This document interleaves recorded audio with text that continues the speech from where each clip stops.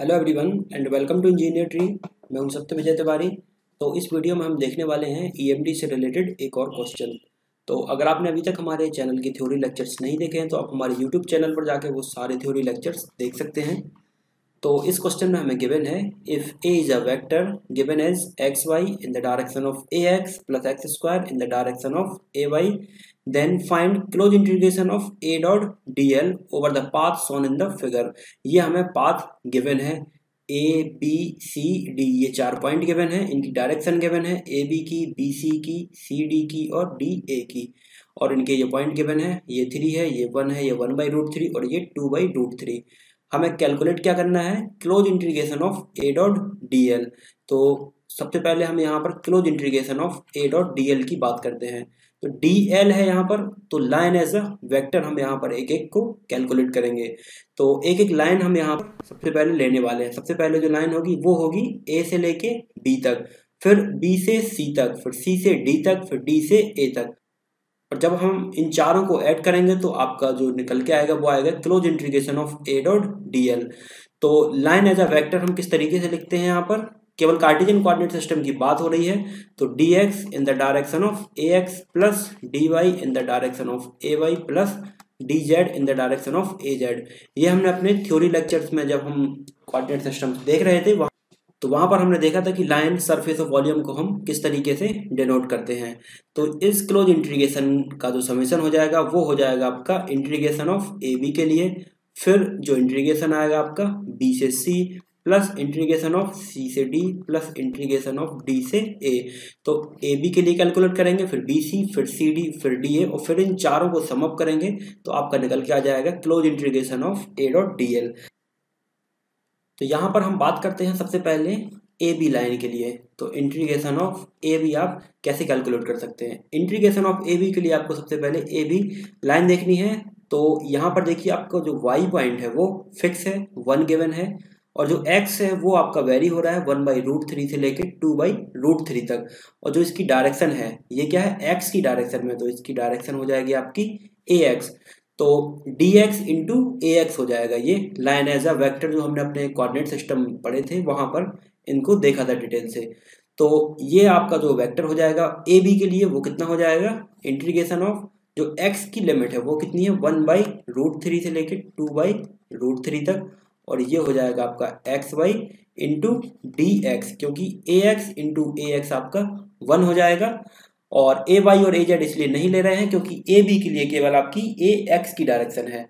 तो A B के लिए जब आप इसको सॉल्व करेंगे तो वाई की वैल्यू कितनी है आपके पास, वाई की वैल्यू फिक्स है 1 है, तो 1 हो जाएगा। इंटीग्रेशन ऑफ एक्स का जब आप इंटीग्रेट करेंगे तो एक्स का इंटीग्रेशन हो जाएगा एक्स स्क्वायर डिवाइड बाई 2, और इसकी लिमिट है 1/√3 से लेके 2/√3 तक। तो इसको जब आप सॉल्व करेंगे तो इसकी वैल्यू निकल के आएगी आपके पास कितनी, 1/2। तो ये हुआ आपके ए बी लाइन के लिए। अब हम बात करते हैं integration of b c line की।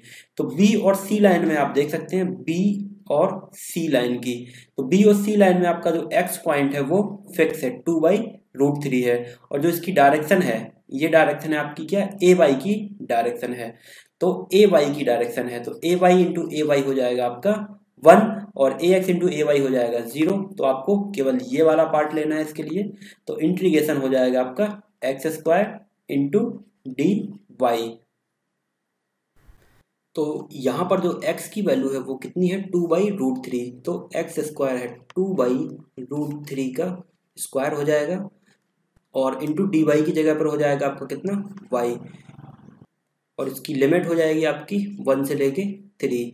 तो ये हो जाएगा आपका 4/3 इंटू वाई की लिमिट आप पुट करेंगे तो 3 - 1, तो 4/3 इंटू 2, तो ये हो जाएगा आपका 8/3। ये आया बी और सी के लिए। अब आप ऐसे ही कैलकुलेट करेंगे सी और डी के लिए। तो इंटीग्रेशन ऑफ सी डी आप किस तरीके से कैलकुलेट करेंगे, इसकी जो डायरेक्शन है ये डायरेक्शन है आपकी माइनस ए एक्स की डायरेक्शन है। तो ए एक्स की डायरेक्शन का ए एक्स की डायरेक्शन में मल्टीप्लाई होगा तो आएगा 1। तो integration of x y into d x, और जो इसकी लिमिट हो जाएगी, लिमिट कितनी हो जाएगी आपकी 2/√3 से लेके 1/√3 तक।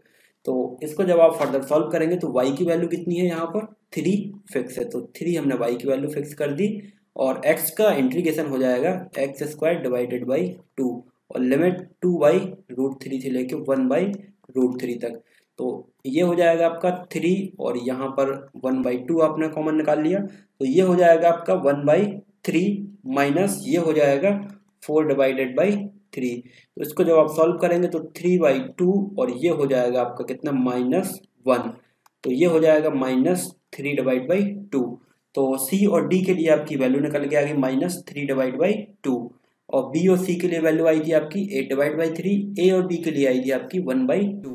अब इसी तरीके से आप D और A के लिए वैल्यू कैलकुलेट यहाँ पर कर सकते हैं। DA के लिए आप क्या करेंगे, इंटीग्रेशन ऑफ DA, इसको सॉल्व आप कैसे करेंगे, ये हो जाएगा आपका इंटीग्रेशन ऑफ DA। तो D और A की जो डायरेक्शन है ये है आपकी कौन सी, -AY डायरेक्शन है। तो AY डायरेक्शन में आप यहाँ पर देख सकते हैं x² है आपका, तो x² dy हो जाएगा और इसकी जो लिमिट होगी वो कितनी हो जाएगी, लोअर लिमिट आपकी 3 और अपर लिमिट हो जाएगी 1। तो x², अब x² x की वैल्यू फिक्स है 1/√3, तो 1/√3 का स्क्वायर हो जाएगा 1/3 और dy की जगह पर हो जाएगा y, तो y की जो आप लिमिट पुट करेंगे तो अपर माइनस लोअर, तो ये वैल्यू निकल के आ जाएगी आपकी 1/3 इंटू -2 यानी -2 डिवाइड बाई 3। तो अब इन चारों इंटीग्रेशन को जब आप सम अप करेंगे यानी 1/2 प्लस 8/3 -2/3 -3/2, तो ये वैल्यू जो आपकी निकल के आएगी ये आएगी close integration of A dot DL की। तो यहाँ पर आ जाएगा आपका 6, यहाँ पर हो जाएगा आपका 3 प्लस यहाँ पर हो जाएगा 16, यहाँ पर हो जाएगा -4, यहाँ पर हो जाएगा आपका -9। तो इसको जब आप सॉल्व करेंगे तो यहाँ पर वैल्यू आ जाएगी आपकी कितनी, 16 प्लस 3 हो जाएगा आपका 19, 19 माइनस 9 10, 10 माइनस 4 यानी 6 डिवाइड बाई 6 यानी 1। तो close integration of A dot DL की जो वैल्यू निकल के आ गई वो आएगी कितनी, 1। तो इस तरीके के क्वेश्चंस आप देख सकते हैं, ये आपके मैथ में भी इस तरीके से जो लाइन इंटीग्रेशन वाला चैप्टर है, लाइन सरफेस और वॉल्यूम, वहां पर भी ये क्वेश्चन आपको काम आएंगे। तो इस तरीके से आप इनका आंसर कैलकुलेट कर सकते हैं। तो ठीक है फ्रेंड्स, थैंक यू।